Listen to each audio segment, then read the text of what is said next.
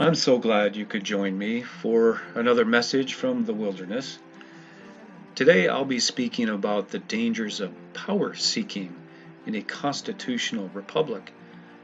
The founders of our nation were deeply familiar with the philosophies of Socrates, Plato, Rousseau, Locke, Montesquieu, and many others who worked to describe how democracies could function. We should all be very grateful for their understanding. Here are just a few examples of what they knew. Alexander Hamilton wrote in Federalist 6, "Men are ambitious, vindictive, rapacious." Of this description are the love of power or the desire for preeminence and dominion. He continued in Federalist 15, "Why has government been instituted at all? Because the passions of men will not conform to the dictates of reason and justice without constraint." James Madison, our nation's preeminent scholar of Republican government, wrote in Federalist 37, "The history of almost all the great councils and consultations held among mankind for reconciling their discordant opinions, assuaging their mutual jealousies, and adjusting their respective interests is a history of factions, contentions, and disappointments, and may be classed among the dark and degrading pictures which display the infirmities and depravities of the human character." Madison added in a famous passage from Federalist 51, "Ambition must be made to counter ambition. The interest of the man must be connected with the constitutional rights of the place. It may be a reflection on human nature that such devices should be necessary to control the abuses of government, but what is government itself but the greatest of all reflections on human nature? If men were angels, no government would be necessary. Angels were to govern men, neither external nor internal controls on government would be necessary." This sounds like a rather bleak assessment of human nature, doesn't it? However, this assessment doesn't foreclose the possibility that mankind is capable of wonderful altruistic deeds. The same person can be nearly angelic and then at another time more devilish. To guard against the tendency toward a devilry, a system that countered ambition with ambition was painstakingly designed into our Constitution. The potential corrupting influence of power has been noted by astute observers throughout history. One observer that inspired me greatly to reflect on the danger of power was the noted Russian author Alexander Solzhenitsyn. He served in the Soviet military during the despotic regime of one of history's most despised tyrants, Joseph Stalin. While in that service, he saw what people would do when they were given power. Some who not long before had been obscure farmers or laborers became intensely cruel when they achieved some military rank. Beating people, stealing, false accusations, exile, and even killing others became justified given the new power they felt they had.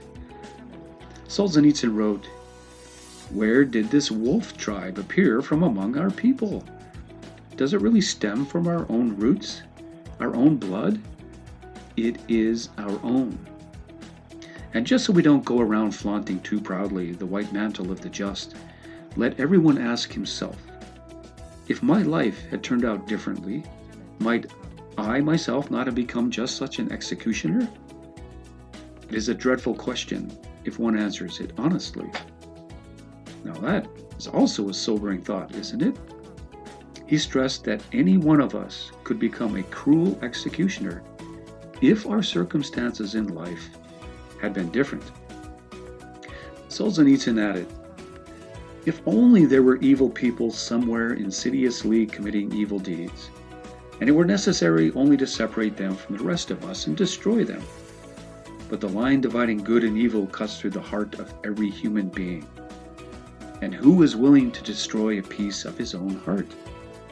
One and the same human being is, at various ages, under various circumstances, a totally different human being. At times, he is close to being a devil, at times to sainthood. But his name doesn't change. and to that name we ascribe the whole lot, good and evil. Socrates taught us, know thyself. Confronted by the pit into which we are about to toss those who have done us harm, we halt, stricken dumb.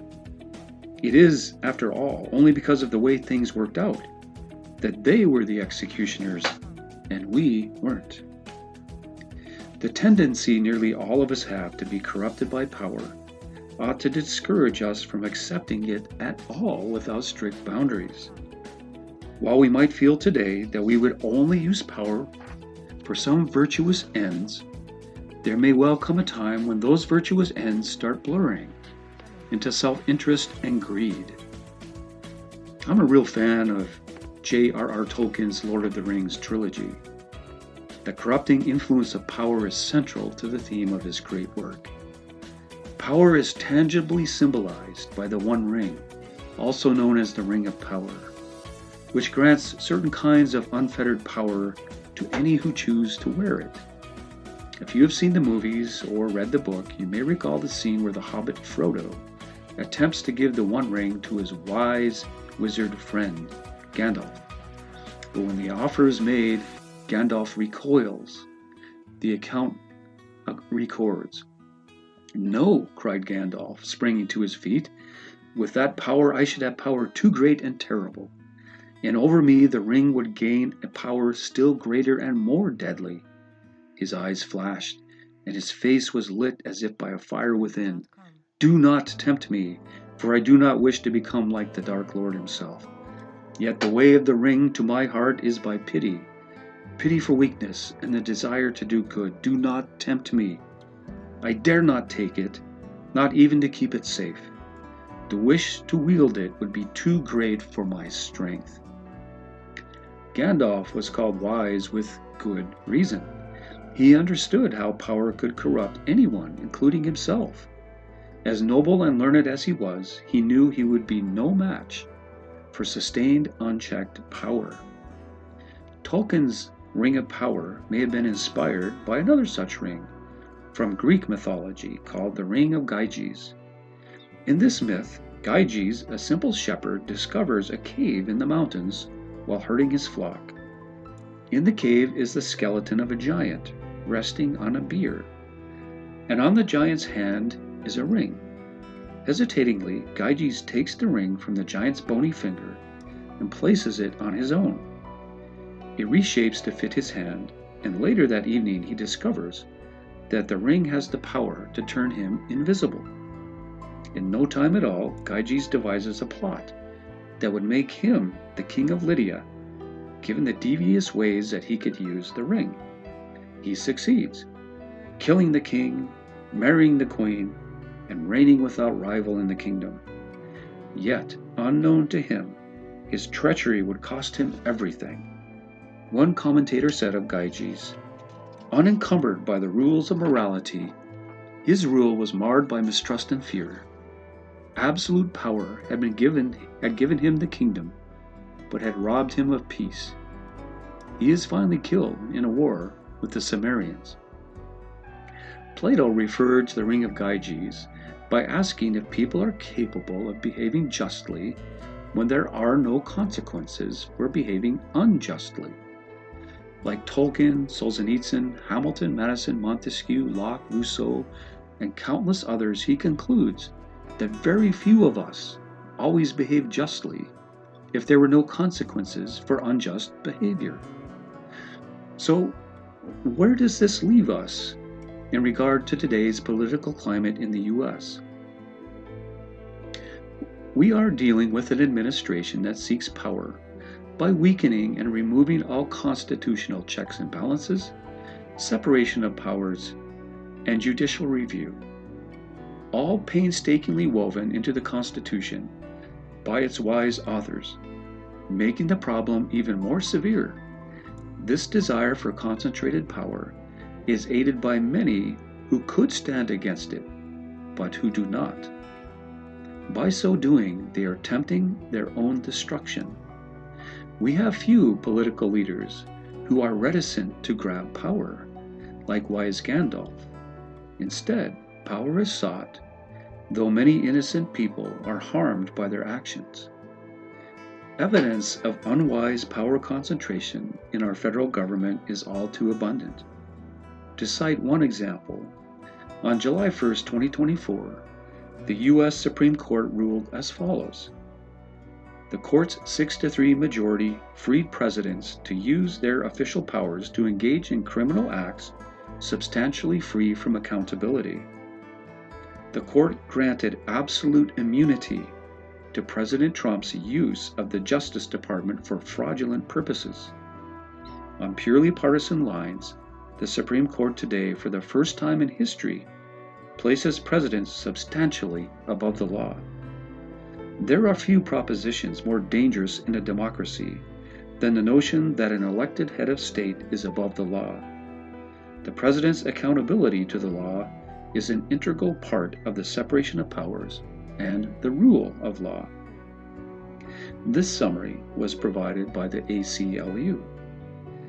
In a related current case, Maryland resident Kimar Abrego Garcia was mistakenly deported to a prison in El Salvador by U.S. immigration officers. This was done without a warrant or any statement of probable cause. A U.S. District Judge, Paula Zenas, ruled that he must be returned to the U.S. The U.S. admitted an administrative error had occurred in his case, and yet the White House thus far has refused to bring Mr. Garcia back. In later messages, I will discuss in more detail the guardrails put on the corrupting influence of power in our Constitution. For now, I ask any who might listen to this message to consider just how much we trust another person, any person, including ourselves, to be given unfettered power. Do you think it's wise? It isn't.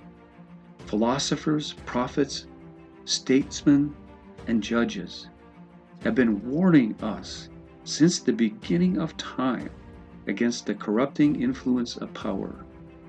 Those who choose to wear the ring or to follow the one who does have abandoned their better natures for something dark. If our circumstances are difficult before we give anyone unchecked power, history has shown us that our circumstances will immensely worsen if we are deceived into believing that any frail human being can control the lure of power for long. Until next time, I want to wish you all the best from the wilderness.